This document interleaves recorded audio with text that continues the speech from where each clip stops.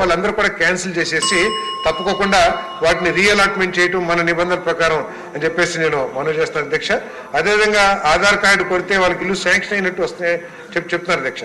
కానీ ఒక విషయం సభ దృష్టికి తీసుకోవాలనుకుంటున్నాను అధ్యక్ష.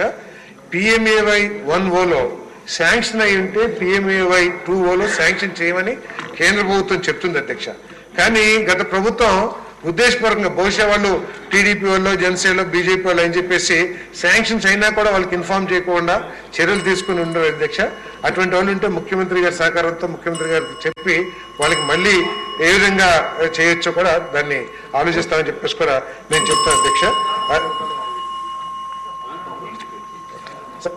హౌస్ కమిటీ అది చెప్తున్నా అధ్యక్ష. తప్పకుండా ముఖ్యమంత్రి గారితో చర్చించి కమిటీ అవసరమైతే లేదా సేడితో ఇప్పటికే అధ్యక్ష హౌసింగ్ గురించి ముఖ్యమంత్రి గారు చాలా స్పష్టమైన ఆదేశాలు ఇచ్చారు అధ్యక్ష. ఎంక్వైరీ చేయమని మేమే కాకుండా సెంట్రల్ గవర్నమెంట్ వ్యాప్కాస్తో కూడా ఎంక్వైరీ చేపిస్తున్నాం అధ్యక్ష. ఆ ఎంక్వైరీ అదేవిధంగా విజిలెన్స్ వాళ్ళు కూడా ఆల్రెడీ ఎంక్వైరీ స్టార్ట్ చేశారు. ఆ రిపోర్ట్స్ ప్రకారం తప్పకుండా సభ్యులకు తెలియజేసి తగు చర్యలు తీసుకుంటామని చెప్పేసి కూడా నేను మనవి చేస్తున్నాను అధ్యక్ష.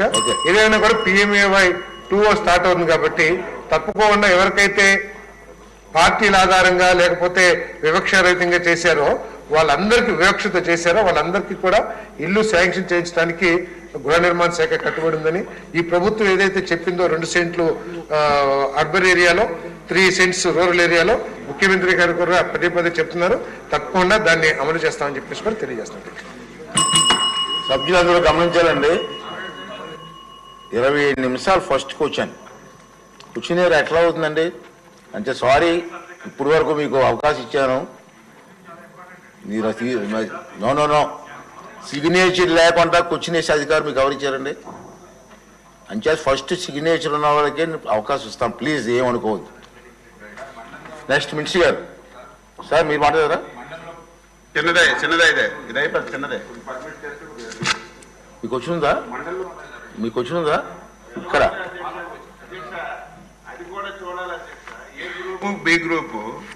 ఏ గ్రూప్ లో ఉన్న వాళ్ళకి బి గ్రూప్ లో అవి రిపీట్ అవ్వకూడదు. ఎందుకు వచ్చిందో అది అచ్చినారి గారు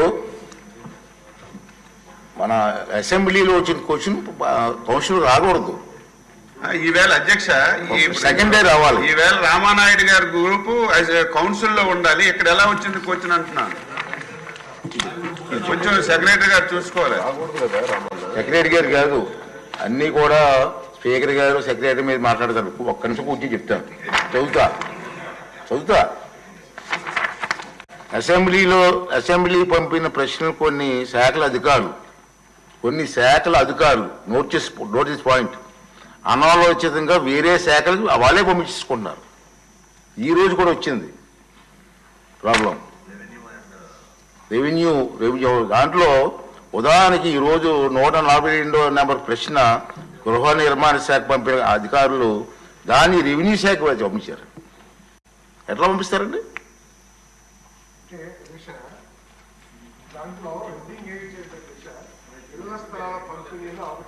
హెడ్డింగ్ ఇచ్చారు అధ్యక్ష. క్వశ్చన్ లో మాత్రం బాడీలో మాత్రం ఎక్కువ హౌసెస్ గురించి ప్రశ్నలు అడిగారు. బట్ క్వశ్చన్ హెడ్డింగ్ మాత్రం ఇళ్ల స్థలాల పంపిణీలో అవకతవకలు. నేను కామెంట్ చేయట్లేదు సార్, ఇటువంటి పొరపాట్లు జరగకుండా చూడమంటున్నాను నేను.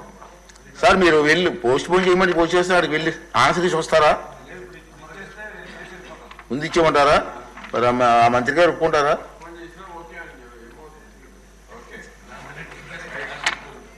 చెప్పానండి సార్.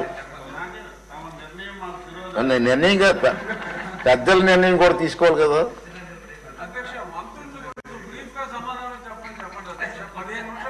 మంత్రులు బాగా చెప్తున్నారండి, మీ సభ్యులే క్వశ్చన్లు ఎక్కువైపోతున్నాయి.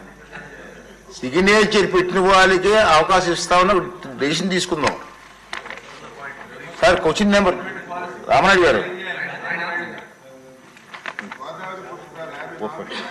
454. ధన్యవాదాలు అధ్యక్ష. ఏదైతే మొదటి ప్రశ్నకు సమాధానం 2015 పుష్కరాల సందర్భంగా తగినటువంటి ఘాట్లను నిర్మించడం జరిగింది అధ్యక్ష. అదేవిధంగా నిర్మించినటువంటి ఘాట్స్ ని పంచాయతీరాజ్ మరియు మున్సిపల్ పరిపాలన పట్టణాభివృద్ధి శాఖలకు ఆ ఘాట్ల నిర్వహణ మరియు అభివృద్ధి పనుల్ని నాడు అప్పగించడం అనేది అధ్యక్ష. రేపు జరగబోయేటువంటి పుష్కరాలకు సంబంధించి ఘాట్స్ కి సంబంధించినటువంటి ప్రతిపాదనలు ప్రస్తుతానికి ఏమీ కూడా మా డిపార్ట్మెంట్కి ఏమీ అందలేదు అధ్యక్ష. 3వ ప్రశ్నకు సమాధానం ఈ ప్రశ్న ఉత్పన్నం కాదు అధ్యక్ష.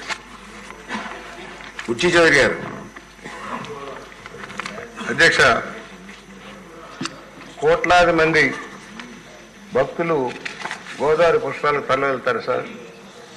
మన రాష్ట్రంలో దేవీపట్నం దగ్గర నుంచి అంతర్వేది దాకా, అలాగే పోలవరం దగ్గర నుంచి నర్సాపురం దాకా రేవులు ఉన్నాయి.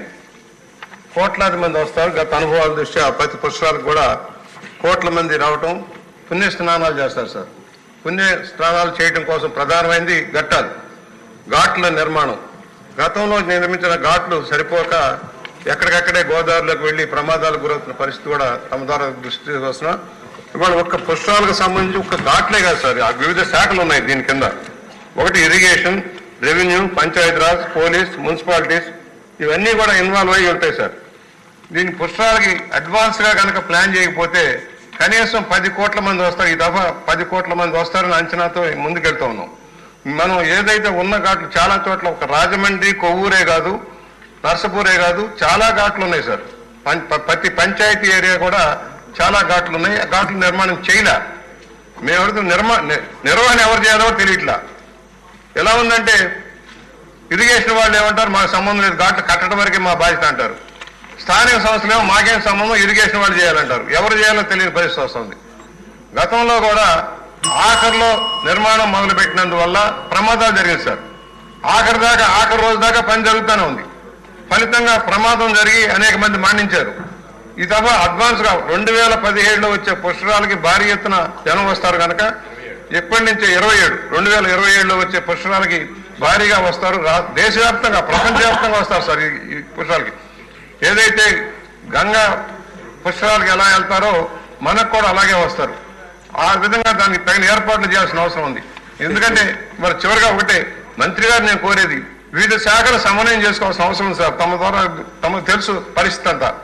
అన్ని శాఖలు ఇప్పటి నుంచే కార్యాచరణ మొదలుపెట్టకుండా ఆఖరి నిమిషంలో హడావిడి చేస్తే డబ్బు వృధా తప్పితే ఫలితం రాదు సార్. గతంలో జరిగిన సంఘటన కారణం కూడా చెబుతున్నా. ఆఖరి నిమిషం దాకా పోలీసు వ్యవస్థ మేల్కోలే. ఫలితంగా ఆ రోజున ప్రమాదం జరిగింది. పోలీసులు సరైన సమయంలో కానీ స్పందించి ఉంటే ఆ రోజు 29 మంది మరణించే వాళ్ళే కాదు సార్. మేమంతా ఉన్నాం అక్కడ స్పాట్లో. అందుకని ఇవాళ మేము అడుగుతున్నాం, మంత్రి గారిని అడుగుతున్నాం, తక్షణమే ముఖ్యమంత్రి గారి సారథ్యంలో ఒక కమిటీ ఏర్పాటయ్యి